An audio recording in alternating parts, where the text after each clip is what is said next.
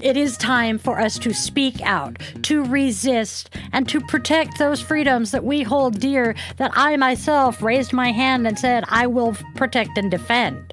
The time for complacency is done. The time for action is right now. I swore my oath to support and defend the Constitution of the United States of America against all enemies, foreign and domestic.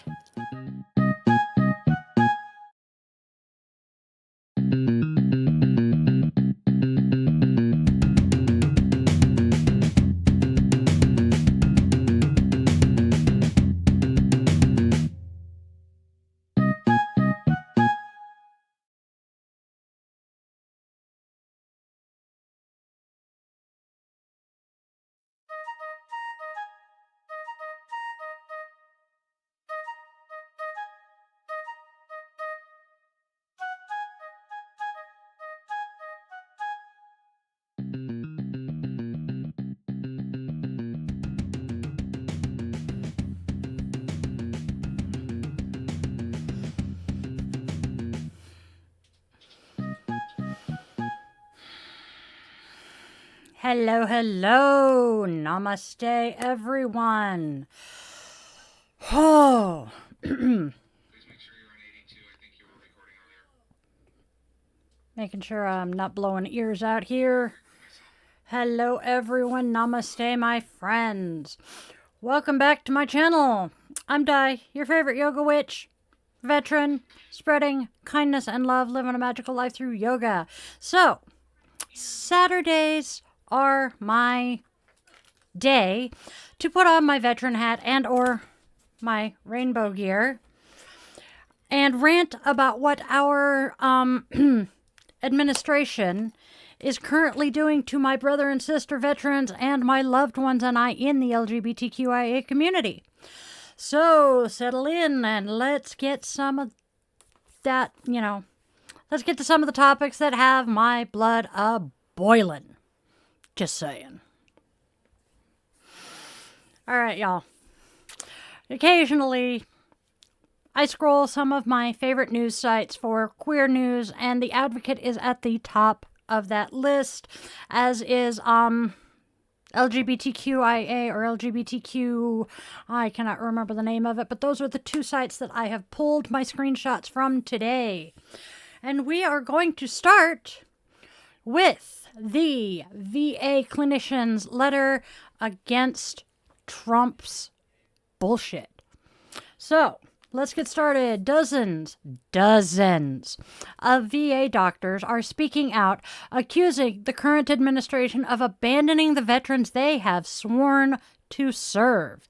There is a searing editorial letter being circulated around VA staff. Oh, cripes. Sorry. One of the kids tried to call. There is a searing editorial letter circulating around VA staff. The Advocate has actually seen it, where over 50 clinicians signed describing a workplace teeming with fear, censorship, and outright cruelty. The clinicians' details are being kept under wraps due to fear of retaliation.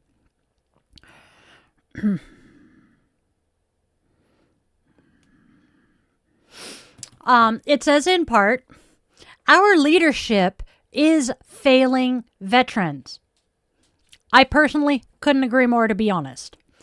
March 17th, Doug Collins, the Cheetos appointed VA secretary, ordered that the VA end new HRT scripts and referrals for gender-affirming care for transgender veterans. This was a part of a larger reversal of LGBTQIA plus protections throughout the federal government since Tiny Hands McGee took office once again. They have gleefully targeted our LGBTQIA siblings, particularly the trans and non-binary communities, and even more specifically, trans women. VA doctors report this policy does not just end the life-saving health care that our trans vets receive. It tells them in absolutely no uncertain terms, that the VA is no longer a safe or welcoming place for them, the system designed and designated to care for them and all of our veterans. Since the directive last month, VA staff, it was last month, my brain just hiccuped. Since the directive last month, VA staff are telling the media that they have been forced to remove their pronouns from their staff bios, report their colleagues for saying transgender or LGBTQ plus in their official communications. Oh, the horrors, they actually said transgender or LGBTQ. And even to remove their pride flags and other queer inclusive signage from their offices and the hospitals in general. I have no words for this one. This has been happening in bite-sized increments in the way oppression typically does, but there is no mistaking the impact that it is currently having. Veterans are genuinely afraid to come back to the hospital, particularly transgender vets. The letter explicitly reads, "Veterans, especially those who are transgender, now live in fear," as do the staff. Facility staff across multiple facilities have been signing with the promise of remaining anonymous. The provider that spoke with the advocate did so with the promise of their identity not being revealed because they were afraid of retaliation, just for speaking to the media. Said provider told the advocate that some staff really want to sign, but they are concerned that they will be fired should word get out that they did sign. That is really freaking sad, honestly. Worse still is that their fears aren't unfounded. Staff are being told to rat each other out. We are living in frickin' 1984, y'all. I am not kidding. The VA press secretary, Peter Kasperowicz, defended the reversal in response to the advocate requesting a comment. He calls it a, quote, common sense reform, and that it should have happened a long time ago.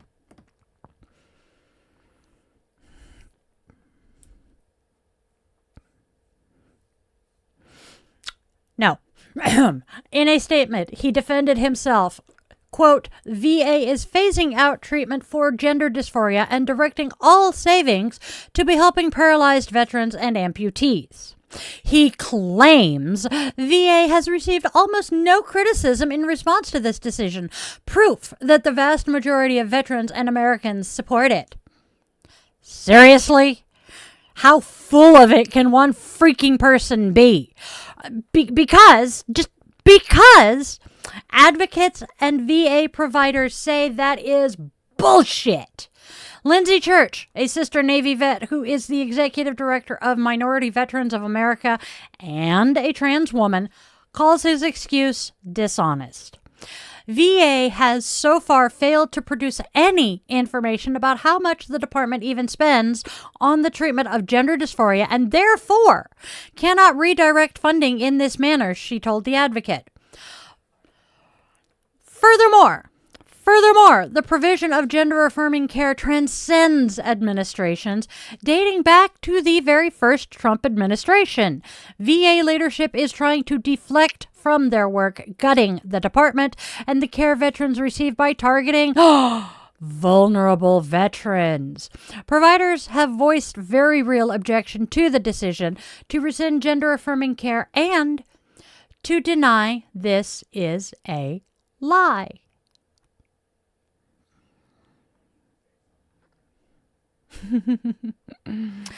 This rollback of gender-affirming care for trans vets genuinely feels like erasure. And as we'll discover further on in this, I have more to talk about where we genuinely are trying to erase transgender people. To politicians, this is all rhetoric and hypotheticals, right? For trans vets, it's having a life or death consequence. Alaria Stanley, a retired staff sergeant, recently spoke with the advocate. She is a 20-year combat vet.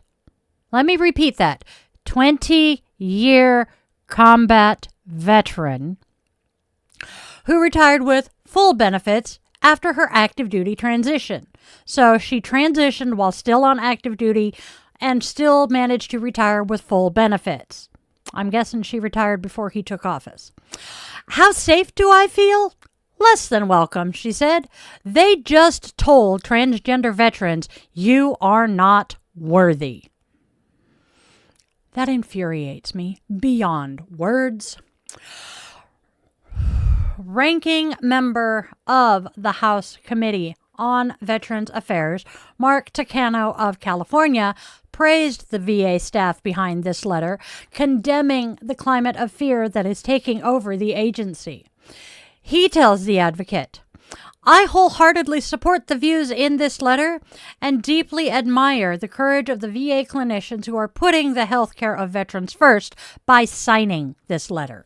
It's not easy to step forward in the culture of fear and retaliation Secretary Collins is concocting across VA. Sharing truths, even uncomfortable truths, is an essential step in combating misinformation. Takano is also the chair of the Congressional Equality Caucus. Oh, they still have that? But DEI! He added to his statement, I stand with our LGBTQ veteran community, especially for those facing transphobia, and will continue to fight for quality care for all veterans. I am grateful for him. I apologize. Apparently, I am blowing the microphone and the speakers out. I'm getting loud. We have doctors like Dr. Mary Brinkmeyer, who was a psychologist at the VA in Hampton, Virginia, and she worked as the LGBTQ coordinator until she resigned out of protest in February. She is a clinician who says that she herself has seen the life-saving power of the gender-affirming care that veterans are receiving. Like veterans being pulled back from the brink of unaliving themselves after starting HRT, having suffered for years in darkness, now being brought out into the light, able to be their true selves. Do you know what is going to happen to them when they have that HRT yanked away from them? She is not alone in her fear for those veterans who are denied this life-saving care after finally receiving the care that they so desperately need. Do you know what is going to happen to them? Some of them are going to be forced to detransition, and by being forced to detransition, I'm willing to bet a bunch of them are going to end it all because, gee, what else did this administration cut 90% of but the Veteran Suicide Hotline? Tell me this SOB is not trying to get rid of our transgender brothers and sisters, primarily sisters.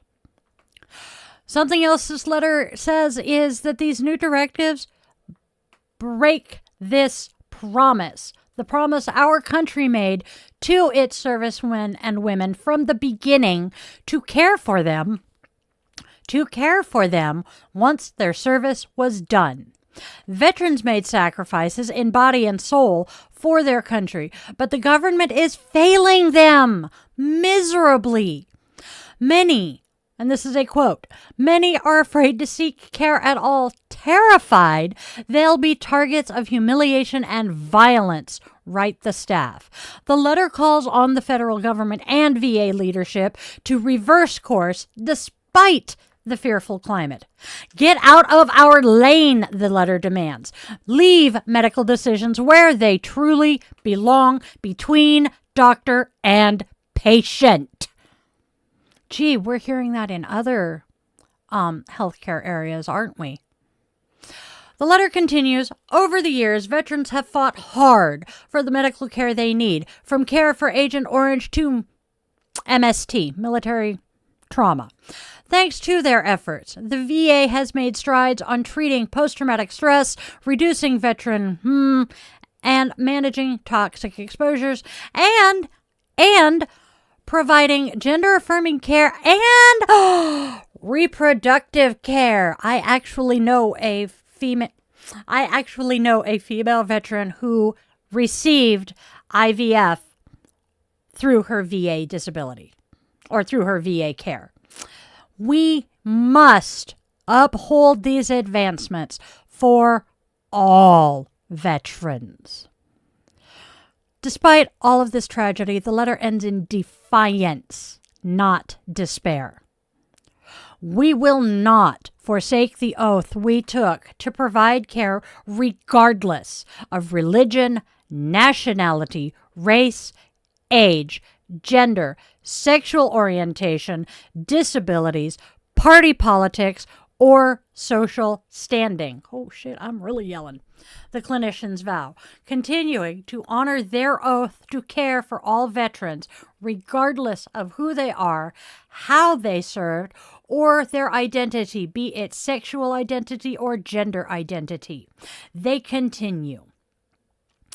To our veterans, please know.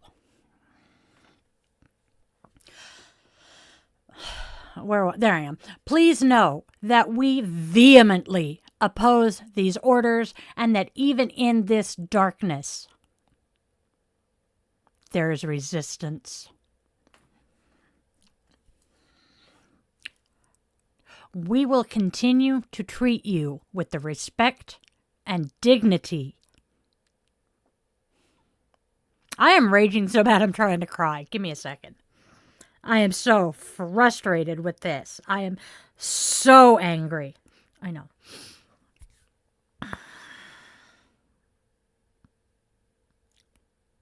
I am so frustrated with this. I am angry and I am frustrated and I want to scream. Okay. We will continue to treat you with the respect and dignity you were promised when you sacrificed in service of our country. I am so fucking pissed. Oops. I want to scream.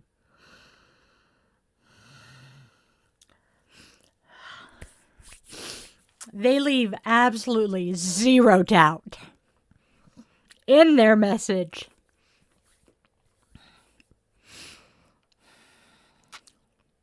to our trans veterans facing discrimination and fear inside the VA.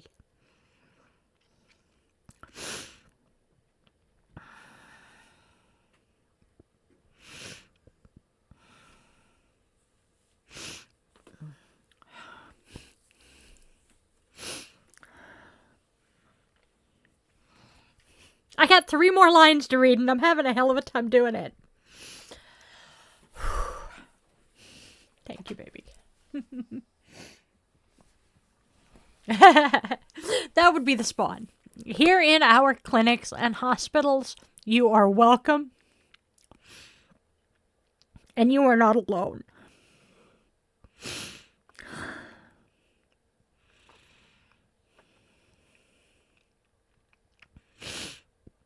I am a member of the queer community. I have so many loved ones who are trans or non-binary. And these attacks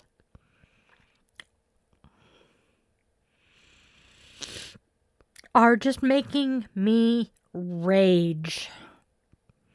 I am not crying because I'm sad. I am crying because I am angry and I am frustrated and I am just... I have no words. Oh my God. But, okay, I've made it through that. Let's move on to something slightly more entertaining. Look, more fuckery aimed at trans people. So, who remembers the, Black Hawk versus passenger plane, in DC mid-January, late January? Thank you. It's okay. So, for those of us who don't remember it, Joe Ellis is the transgender pilot of the Army Black Hawk. I'll let him know, Kat. Joe Ellis is the transgender woman who was, she is a Black Hawk pilot, and she is the one who was falsely accused of being the pilot of the helicopter that had a run-in, bad pun, with a passenger plane over the Potomac near D.C. in January. She is currently suing one of the right-wing commentators, I really want to call this person a nut job, who made that allegation. This past Wednesday in U.S. District Court in Colorado, with representation from Phelan, who is legal counsel with the Equality Legal Action Fund, Ms. Ellis filed a defamation suit against one Mr. Matthew S. Wallace. She says to the advocate, I had a unique opportunity to hold someone accountable. So, for those who are either unaware or do not remember, the evening of 29 January, a Black Hawk with 3 soldiers on board crashed with an American Eagle flight number 5342, half a mile or so from Washington Reagan National Airport, with both craft going swimming in the Potomac.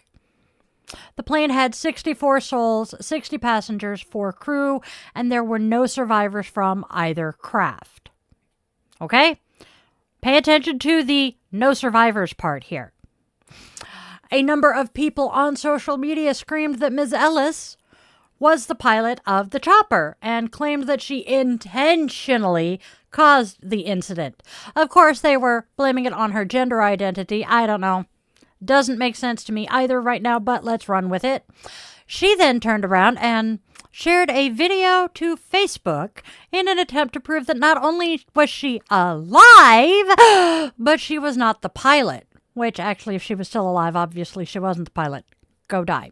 The DoD acknowledged that there were no personnel from the Virginia National Guard on board, and Ms. Ellis has been a member of the Virginia Army National Guard since 2009. So, her suit is claiming that Wallace, who is from Littleton, Colorado, and has more than 2.3 million Twitter followers, I will likely never call it X on my own. It is Twitter. Anytime you hear me call it X, it's because I'm quoting something. Quote, decided to exploit this devastation for clicks and money. Sounds about right. Quote, because defendant is a notorious transphobe who knew an anti-transgender narrative would draw significant attention, he settled on plaintiff, a transgender Army Black Hawk pilot who recently learned that she might be discharged from the military due to a new executive order, as the perfect target. Once he had plaintiff in his sights, defendant concocted a destructive and irresponsible defamation campaign against plaintiff perpetrated on social media. This is a direct quote from the filing, which is why the wording is so wonky and defendant, plaintiff, blah, blah, but I digress. The filing continues with this. Upon information and belief, defendant has monetized his primary X profile at MattWallace888 through his large follower count and engagement. Defendant also maintains 3 less popular X profiles at JackWallace888, at MattWallace008, and at final_stand Doge. Defendant used his prominent X platform to monetize a false narrative that plaintiff was not only one of the Army pilots involved in the midair collision, but also that she engaged in an, quote, another trans-terror attack and intentionally caused the midair collision due to her, quote, depression and, quote, gender dysphoria. The douche canoe also shared her picture. He had one post see more than 4.6 million views. Current SOP for right-wing extremists is to blame trans people, whether there is any kind of evidence or not that they were involved, for mass shootings and any other kind of crimes, in an attempt to show that being trans is a mental illness. No comment. Ever so shockingly, shortly after the DC area crash, the fascist Cheeto decided it was because of diversity, equity, and inclusion policies, with zero evidence to indicate that either. But this is also a man who thinks that DEI discriminates against white people. Oh, and guess what? After the military identified the 3 service members killed in the crash,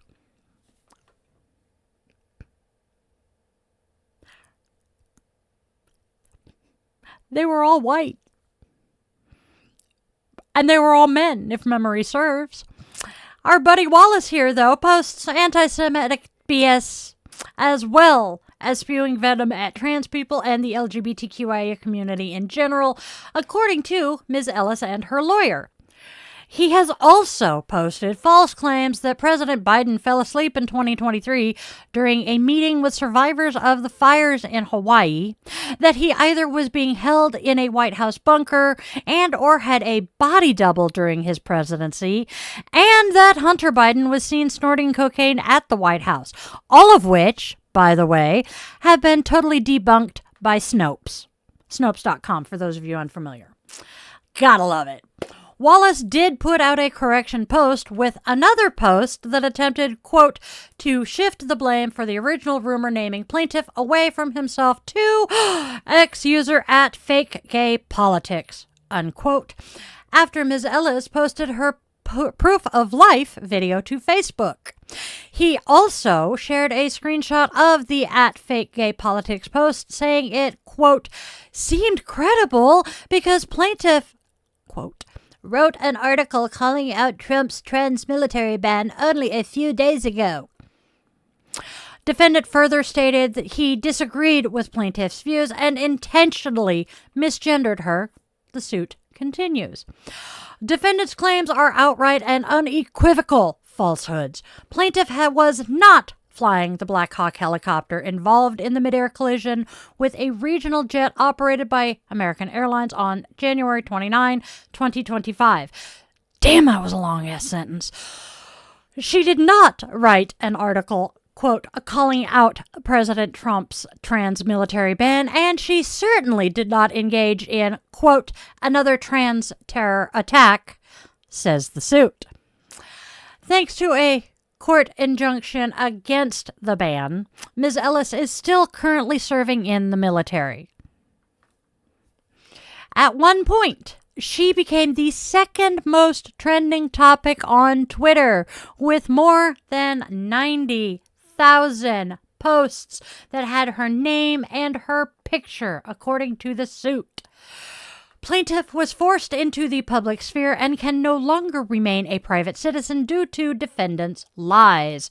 Given her immediate notoriety and the fact that she is a transgender woman, she fears for the immediate safety of her and her family on account of the hate inspired against her by defendant's lies, the suit states.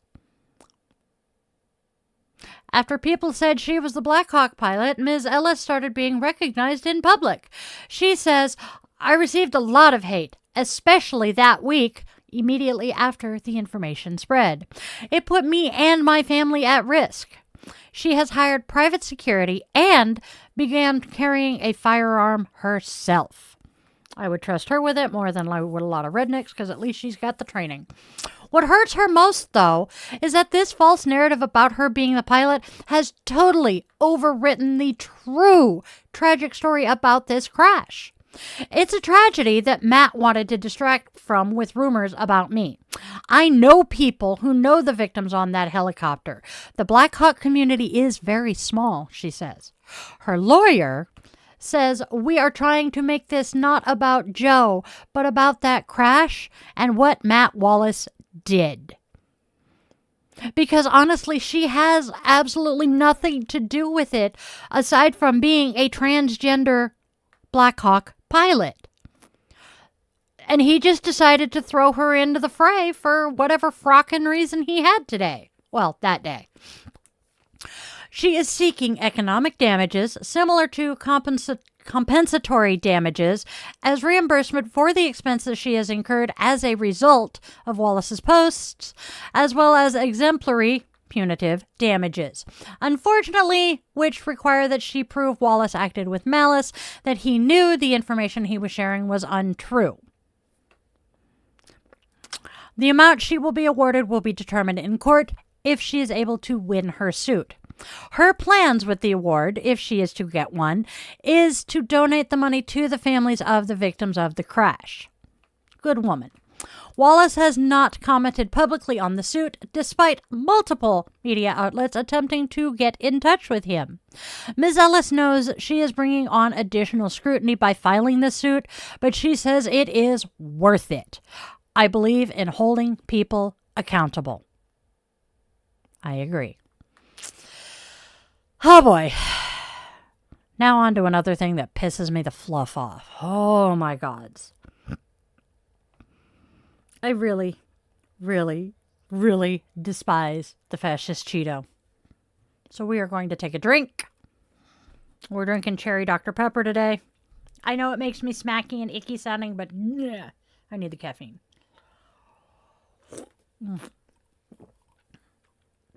Okay.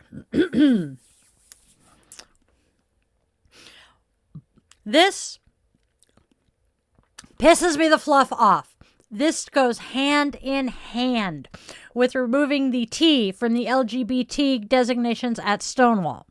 Let's dive in, starting with a direct quote from the March 27th Executive Order. Oh boy.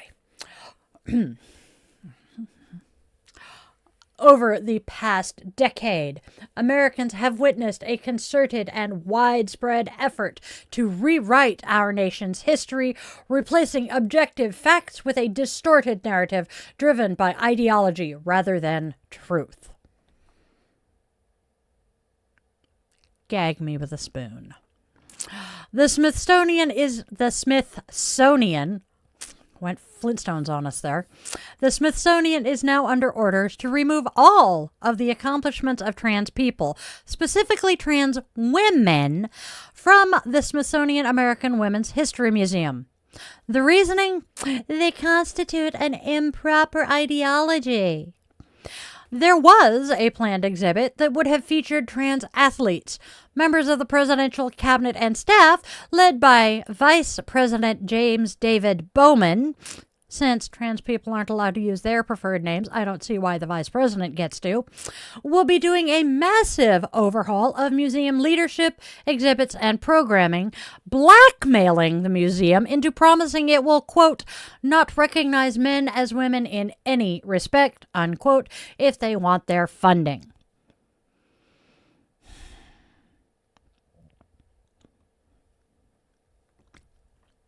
Blackmail. Listen closely to that wording, though. They will not recognize men as women in any respect. This is a barely concealed threat to remove trans women from the museum entirely. Kelly Robinson, president of the Human Rights Campaign, released a statement saying that this order is nothing less than fascism at work. I totally agree. Queer history is American history, but instead of focusing on issues that are critical to the American people, the Trump administration is hell-bent on quashing any artistic expression or history that doesn't fit their definition of American. This is what fascism looks like, she says. The fascist Cheeto has also threatened the funding of any park, museum, or monument, national park, museum, or monument, that he determines shares, quote, ideologies inconsistent with federal law and policy. Barf. We have already seen protests at the Stonewall National Monument for the word transgender being removed from the webpage for the park because of his original freaking order, right? Right. His original anti-trans order, correction. We don't know how this new order is going to impact Stonewall's future because their very premise is fighting for the rights of the queer community, or the LGBT community, according to the Stonewall website right now. Senior Director at the independent advocacy group, the National Parks Conservation Association, Alan Spears, has denounced these measures as both harmful and ahistorical. He says truthful and factual accounting of history should not change, regardless of which political party is in power. The president's executive order could jeopardize the Park Service's mission to protect and interpret American history. Since the George Floyd uprising in 2020, a lot of monuments glorifying pro-slavery historical figures have been removed. The executive order I referred to a minute ago has called for a review of those to be certain they weren't removed inappropriately, of course. It also attacks the Smithsonian because they frame race as a social construct, which it is, by the way, in a terrifying mirror of Trumpty Dumpty's radical policies on trans people that race is a, quote, biological reality.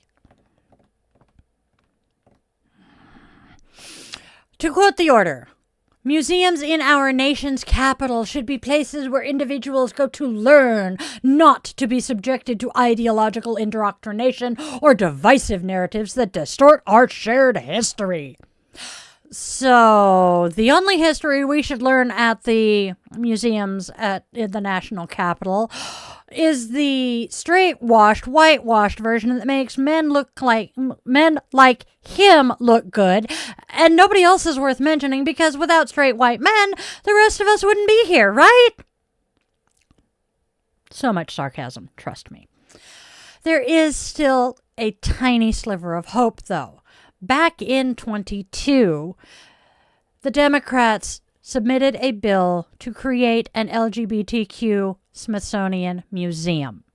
We can hope and pray that once we're rid of Tiny Hands McGee, we can get that bill pushed through. Hoy.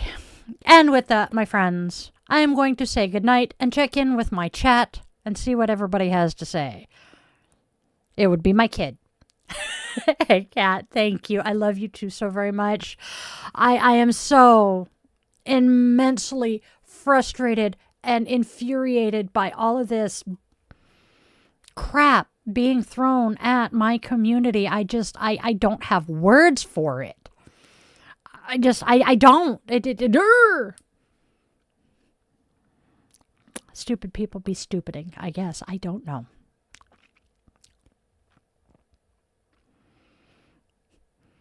It is not a good time. It is not a good time to be a member of the queer community. But we're going to keep fighting. Because honestly, it's one of the things we're really good at. I'll see y'all next week.